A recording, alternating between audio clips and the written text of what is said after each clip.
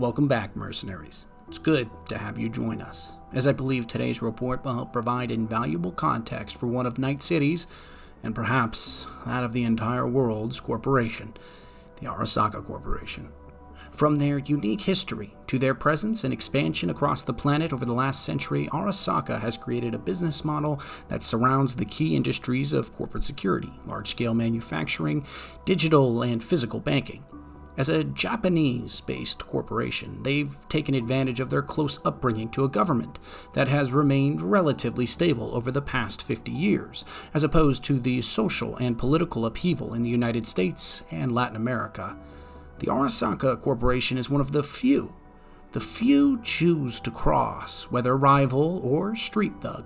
The reprisals from lawyers and personal paramilitary and supposed connections with the Japanese Yakuza continued to keep Arasaka feared and safe from public concern. But how did such a corporation come together and rise to the very top of the megas? Certainly, Arasaka has a less than peaceful history, and we aim to uncover the skeletons in the closet to explain their position in the world economy today.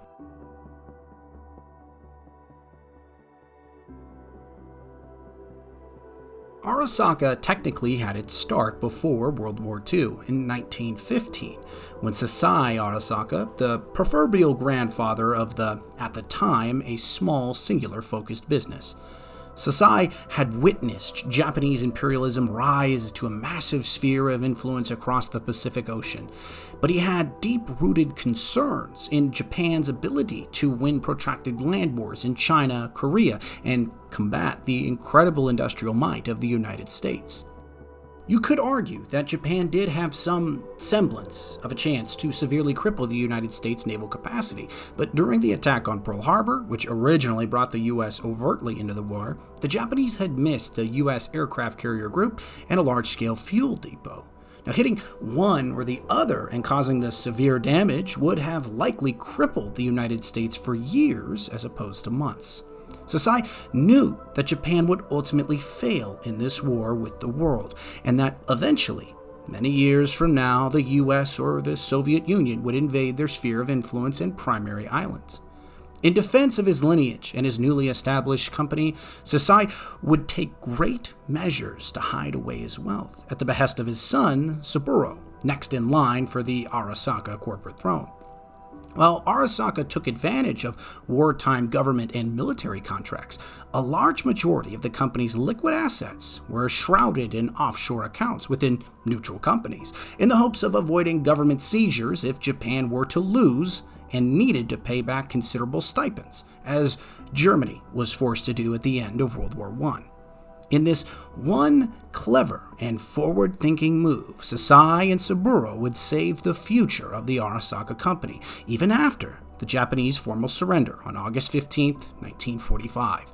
Some would argue that World War II never ended, especially between the US and the Japanese. It was only put on pause until these two corporations, that of Arasaka and Militech, could form the basis of a powerful rivalry. But the Japanese are a prideful people. Not the negative connotation in pride, or the arrogant version, mind you. They have a great respect for their culture, their history, and their identity on the world stage. After the government's formal surrender and the renunciation of the emperor's godlike status, many powerful individuals, especially those like Saburo, would be fueled by a great and heavy shame. Rumor was, at the time, Saburo was ready to commit the ultimate act of saving face, seppuku, but considered the actions of his father to spirit away the Arasaka wealth, practically safeguarding it, would now be completely wasted. Saburo, now infused with the hope of the Japanese nation and a newfound respect for his father's actions, began the long path of assisting Japanese recovery, helping rebuild the identity and power of a decimated but great people. If the Japanese could not win by force of arms, surely they could win through their commercial and political prowess, and that's the core of the Arasaka's corporation model today.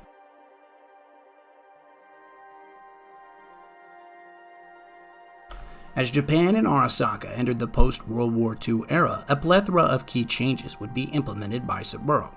Firstly, he now knew that tying a corporation, or even a business for that matter, to a government would offer significant challenges. Being beholden to often disagreeable or even misleading government policy, led by typically non-stakeholders, was not a viable long-term business model. Saburo had envisioned, or at least hoped, to circumvent the need for direct government support by building a network of lobbyists and supporters across the new era's powerhouse nations, including Japan, China, the Soviet Union, the new emerging European state, and the United States. He wished to position Arasaka as an integral supplier of technology, information, and security. In that effort, he created the Arasaka Security Division, focusing on high-quality electronic technology distribution, primarily computers, corporate security, and equity protection, offering multiple revenue streams from business-to-business or enterprise, and business-to-consumer or general audience-related. As Arasaka propelled towards the 1990s, Saburo had successfully prepared for the economic collapse of 1994, touched on in a previous report if you are interested in more information. Saburo had expertly positioned company assets to be in the unique position to not just survive intact from the collapse, but profit from it, rocketing Arasaka to a top-tier, widely utilized and trusted megacorporation by the early 2020s. Due to the social upheaval and rising world tensions in the post-collapse world, his newly established security division would take advantage of the world state, offering lucrative and effective security contracts to an assortment of other rising world corporations. At the same time, Saburo made great efforts to forcibly remove and buy out competitions, effectively using his already advantageous position in the post-collapse world to continue to centralize his power, arriving in the mid-2020s as one of the world's wealthiest men and one of the world's most profitable corporations in tow. But age, the human condition, and our fleshly limitations are always working against us, regardless of the numerous cybernetic enhancements Saburo would make to his figure. Now, pushed past his centennial, Saburo would begin to grow his son Kei in all manner of business, strategy, and marketing, and Saburo's personal objectives of global control and government manipulation. Kei was not his father, but he did encompass some of his father's ambition and ability, albeit to a somewhat lesser extent. The Fourth Corporate War would signal a change to Arasaka and almost dismantle the powerhouse business into a divisive group of warrior heirs, all bent on complete control, reformation, or further dismantling of their company.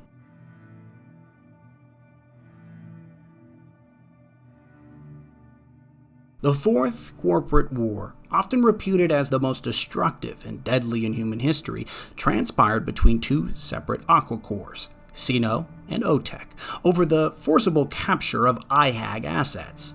Both aquacores attempted covert market manipulation to plunge IHAG assets into a state of stock volatility, in the hopes that the other would not attempt such a risky purchase of toxic assets. When those marketing operations failed, overt warfare would break out when Sino hired the Japanese-based Arasaka and OTEC hired the US-based Militech. Both were required by their clients to destroy public assets, commit numerous black operations, and even utilize terrorist organizations in a bid to oust their competitor from a purchase of IHAG. Saburo, at the time, viewed the CEO of Militech, a Donald Lundy, as the embodiment of Japan's past defeat in World War II, often irrationally categorizing him as the extension of the United States and the barbarism perpetuated by its people. His son Kei viewed the war as another business avenue, managing day-to-day company assets, greenlighting corporate attacks, and otherwise managing the company's war machine as any other division or department. A stark contrast between father and son, one plagued by Japan's past, the other only experiencing that past through the lens of the father. But Kei embodied the Arasaka business model and mentality. Whether through war or a bidding process, Arasaka must climb through the perilous pitfalls of corporate bureaucracy and tedium to assume victory. Not for his people in Japan, but for bottom profits. The Fourth Corporate War quickly spilled over into the synergies with government-supported assets for both the US and Japan. While not officially declaring war on the other, both governments had considerable support for their home corporations. Effectively, many considered, in quiet reflection, that the Fourth Corporate War was also the first Japanese and US war of the century, and quite literally, a continuation of World War II's Pacific theater. However, the war itself would finally come to a close in disastrous fashion when Kei Arasaki was forced to accept surrender at the hands of a suitcase nuclear warhead that would be detonated in the Arasaka corporate tower in Night City. This specific incident is discussed more in a detailed report on Night City's history, but to summarize, the US, under President Kesh, immediately blamed Arasaka for the detonation, even if Militech had co-opted and executed the plan to bring a nuclear weapon into a high population zone. Kresh used her considerable political leverage and a resurgent United States to create political relation dreamland, creating a tangible and public U.S. threat. The U.S., now united and threatened by a true government intervention on the Japanese, had seized all Arasaka international assets, arrested or issued warrants for the arrest of board members, and declared Arasaka Corporation as a rogue terrorist organization. Japan, unwilling to enter war with the United States, immediately forced the Arasaka Corporation's surrender and confined it to a Japanese-only organization for the remainder of the 2020s, effectively limiting its powers and saving the nation, and some of its pride in the process. During this time, Arasaka would split into 2 or 3 warring subfactions, where the third is reported to exist, but actual concrete information is somewhat lacking. Firstly, you have the Bakufu faction, led by Hanoko Arasaka, daughter of Saburo, but rumor is she's been largely confined to Japan at the behest of her father. Her current whereabouts are unknown. Secondly, you have Mikiko Arasaka, Kei's youngest daughter. One is the reported heir to the Arasaka Corporation and has been allowed to remain in the United States. Her suspected allegiance with the U.S. government has offered her a great deal of latitude, and it's assumed that she helped reform and reorganize the Arasaka Corporation into a return presence in the United States.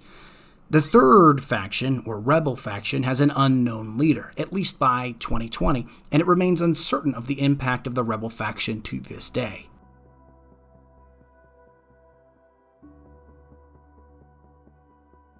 Today in Night City, you have a resurgent Arasaka Corporation presence. Its security divisions and corporate provisions have been intertwined with much of the city. It's likely that over the past 50 or so odd years, tensions have cooled between the US and Japan, and after certain reparations have been made, the Arasaka Corporation was again allowed its presence in Night City. It's also likely that due to the Free State privilege Northern California has acquired over the past few decades, the U.S. government has had little choice to allow or disallow a return presence of Arasaka's personnel, weaponry, and business within the city. Now, unfortunately, during the 2020s, President Kresh may have used the nuclear incident in Night City to her advantage to spur state into action, but she did very little to actually support the city's rebuilding or salvaging efforts, leaving the city to rebuild itself with a newly ingrained independence. While the history of Arasaka and its actions in the Fourth Corporate War help paint the picture of today, it's very likely that the truth will be uncovered closer to your arrival within Night City. The questions remain to this moment. Who is the current power base or holder within Arasaka? Why have they been readmitted into Night City after being blamed for its original devastation and destruction? And what role will they play in your future as a mercenary? There are rumors circulating the underworld, a job of sorts, something about a new age biochip that has a black market buyer eager for action, and maybe, just maybe, the more enterprising of you will have a chance to secure a fortune larger than anyone could ever imagine. All it would take is the right time and perhaps a bit of luck. Stay safe, mercenaries. Arasaka, regardless of their history, is still a powerful foe to make, so be prepared to justify your actions in the face of force of arm if you choose to do so.